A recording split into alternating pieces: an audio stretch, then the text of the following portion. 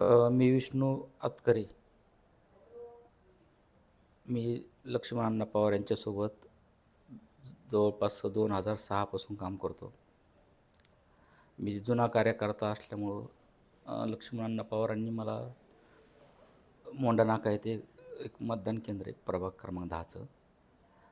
तिथं लक्ष देण्यासाठी निरीक्षक सारखी भूमिका बजावण्यासाठी मला तिथं त्यांनी सांगितलं होतं. आणि गेवरामध्ये 2 प्रमुख पॅनल होते. एक लक्ष्मण अण्णा पवार यांचं आणि एक अमरसिंग पंडितचं प्रमुख पॅनल. बाकीचे होते आणखीन. तर त्या दिवशी मतदान व्यवस्थित सुरळीत चालू होतं. 2 तारखेला मतदान सुरळीत चालू होतं. तर 11:30 11:30च्या दरम्यानची गोष्ट असेल. मी, माझे मित्र राहुल खंडागळे, विठ्ठल मोठे, शिवराज पवार हे 10 नंबर प्रभागाच्या म्हणजे जवळ गेलोत त्या दिवशी आमच्या कामासाठी. तर अगोदरच तिथं पृथ्वीराज पंडित हे थांबलेले होते आणि त्यांनी शिवराज दादाला पाहिल्याबरोबरच शिवीगाळ सुरू केली. तुम्ही इकडे कशाला आलात, काय आलात? आणि पृथ्वी पंडितसोबत जे 4-5 जण होते ते जर समोर आले तर मी त्यांना ओळखेन. म्हणजे अनोळखी होते पण समोर आले तर ओळखतो मी त्यांना. तर ते सगळे पृथ्वीराज पंडित ते शिवराज पवार यांच्या अंगावर धावून आले त्यांना मारायच्या उद्देशाने. तर मी विनंती केली की तुम्ही त्यांना कशाला मारतात म्हणजे.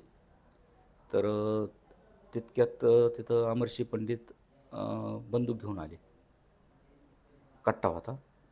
त्यांनी तो पृथ्वी पंडितकडे दिला आणि म्हणाले शिवराज पवारला आज जिवंत सोडायचा नाही, मार त्याला, पृथ्वी सोडू नको, मार त्याला. हे सगळं ऐकल्यावर मी तिथं जवळच असल्यामुळं मी लगेच पृथ्वी पंडितला असं पॅक पकडलं. म्हणजे त्यांना मारायला नाही नाही जाऊन द्यायच्या उद्देशाने. पण ते थोड्या हाईटने आपल्यापेक्षा जास्त आहे, उंच आहे. तर त्यांनी ते माझ्या डोक्यात कट्टा असा मारला. पण ते मी हुकीला आणि माझ्या हातावर त्यांचा त्या कट्ट्याचा मार बसला. तर त्याच्यात माझा हात फ्रॅक्चर झाला त्यात. हां, तर मग तरी अमरसिंह पंडित म्हणत होते, आज शिवराजला सोडायचं नाही, कोणत्या परिस्थितीत जिवंत मारून टाकायचं.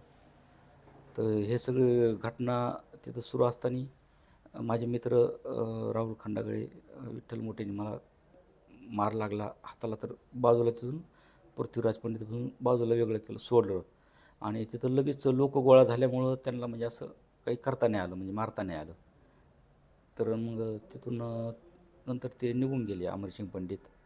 पृथ्वीराज पंडित जाता वेळेस म्हणाले शिवराज पवारला, आज तू वाचलास, पण नंतर म्हणजे समजा आम्ही तुला मारूनच टाकणार आहेत, आम्ही सोडणार नाही तुला, अशी धमकी देऊन गेली ते जाताना. तर आता आमच्या जीवाला त्यांच्या अमरसिंह पंडितमुळं आणि पृथ्वीराज पंडितमुळं धोका आहे. त्या घटनेच्या नंतर मग तिथून मला माझ्या मित्रांनी राहुल खंडागळे, विठ्ठल मोठे यांनी मला सिव्हिल हॉस्पिटलमध्ये नेलं. दाखवलं तिथं. तर डॉक्टरांनी सांगितलं तुम्हाला म्हणजे पुढच्या इलाजासाठी बीडला जावं लागेल. म्हणजे गेवराहून मी बीडला सरकारी दवाखान्यात आलो. तिथं मग सरकारी दवाखान्यात ट्रीटमेंट केली. त्यांनी डॉक्टरांनी मला हाडाचं ऑपरेशन सांगितलं. हाड तुटलं होतं. तर मग ऑपरेशन सांगितल्यामुळं मी तिथं प्राथमिक उपचार करून संभाजीनगरला खाजगी दवाखान्यामध्ये ॲडमिट झालो. काल 3 वाजता माझं इथं ऑपरेशन झालं. ऑपरेशन नंतर आता ह्या परिस्थितीत आहे सध्या, म्हणजे असं बरं वाटतं.